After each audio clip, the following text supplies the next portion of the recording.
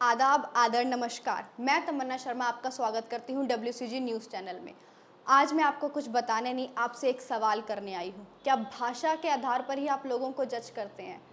नहीं, मैं ये नहीं बोलती कि आप सभी लोग एक जैसे हैं, लेकिन आप में से कुछ लोग में अगर बोला जाए तो आपके स्कूल टीचर्स, वो आपको सीधा-सीधा क्या बोलते हैं? अरे इंग्लिश नहीं आती तुम्हें, तुम क्या करोगे आगे? तुम्हें ये भाषा नहीं आती, तुम क्या करोगे आगे? तो इससे जो बच्चा इंग्लिश के लिए अपने कदम आगे बढ़ा रहा होता है, वो दोबारा उसे वापस पीछे ले आता है। तो कहीं न कहीं इसमें सबसे पहला जो हाथ है, वो हमारे टीचर्स का ही है कि वो हमें सबसे पहले क्या बोल देते हैं कि अरे तुम्हें इंग्लिश नहीं आती। तो इंसान जो पहले इंग्लिश के लिए सीखने के लिए इतना डर रहा है, उसे तुम और डरा दो। मैं ये नहीं बोलती कि सिर्फ़ इंग्लिश भाषा ही गलत है। आप किसी को भी किसी भाषा को लेकर जज मत करो। अगर मान लो आप बिहार से हो, यहाँ यूपी से हो और वो आया है दिल्ली और आपकी भाषा में उसकी भाषा में आ जाए वहाँ का एक्सेंट, तो आप तो सीधा उसे जज कर दोगे, अरे बिहार से है, बिहारी बोल रहा है।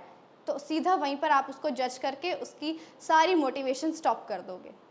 तो हो सकता है उसको आपसे ज़्यादा नॉलेज हो, आपसे ज़्यादा ज्ञान हो।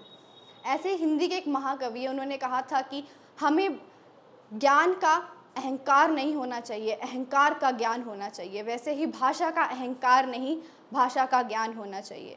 मतलब कि आपकी भाषा आपका अहंकार कब बन जाती है, आपको पता भी नहीं चलता। अब आप लोग बोलेंगे, अरे भाषा अहंकार कैसे बन सकती है? मैं बताती हूँ आपको।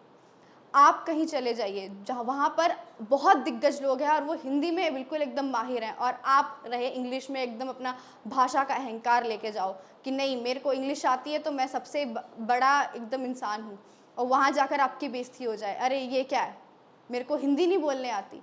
आप एक भारत के सिटीज़न होकर, एक इंडिया के सिटीज़न यानी यहाँ के नागरिक होकर आपको हिंदी भाषा नहीं बोलने आती, तब क्या हो जाएगा आपके साथ? मैं ये नहीं बोलती कि सिर्फ इंग्लिश भाषा ही बुरी है।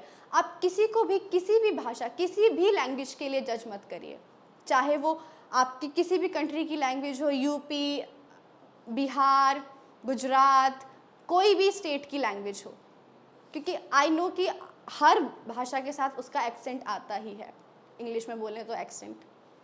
क्योंकि अगर आप ही के साथ में कोई स्टूडेंट होगा या आपके साथ में कोई काम कर रहा होगा, आपका कर्मचारी होगा, उसका अगर उसके राज्य का अगर कोई उसकी स्टेट का एक्सेंट आ जाए तो आप उसको बोलते हैं अरे इसको कुछ नहीं आता। तो ऐसे नहीं होता है।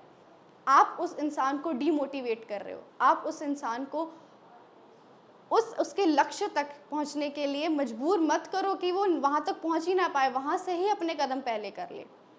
अब आप लोग बोलोगे कि नहीं, अगर हमें ये पर्टिकुलर या फिर कोई भी एक लैंग्वेज आ गई तो हम पूरी तरीके से परफेक्ट हो गए।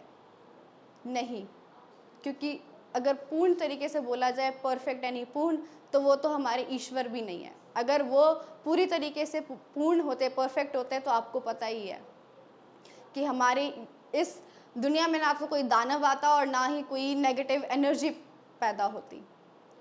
तो इसीलिए किसी को भी किसी लैंग्वेज को लेकर उसको प्लीज़ इतना मत गिराओ कि वो उस हद तक गिर जाए कि वो उठ ही ना पाए। इसीलिए कई लोग एंजाइटी, डिप्रेशन का शिकार हो जाते हैं। इसीलिए लोग अकेला रहना पसंद करते हैं। अब कोई बच्चा एक हिंदी मीडियम स्कूल से पढ़कर इंग्लिश मीडियम स्कूल में जाएगा और आप जाकर उसे सीधा ये बोल दो, अरे तुम्हें इंग्लिश नहीं आती, तुमने क्या पढ़ाई करी है? तो वो बेचारे बच्चे का क्या होगा? वो किसको कोसेगा? टीचर्स को ही तो कोसेगा कि नहीं यार, मेरे टीचर ने ऐसा बोला था, अगर मैं उस टाइम पे टीचर की नहीं सुनता, उस पर और प्रैक्टिस करता तो शायद मैं उनके कॉम्पिटिटर होता। तो आप उस बच्चे को मोटिवेट करो, उस इंसान को मोटिवेट करो, क्योंकि लैंग्वेज जो है आपकी कभी भी ज़रूरत नहीं बन सकती। वो सिर्फ एक कम्युनिकेशन है, सिर्फ एक आपके बात करने का एक साधन है।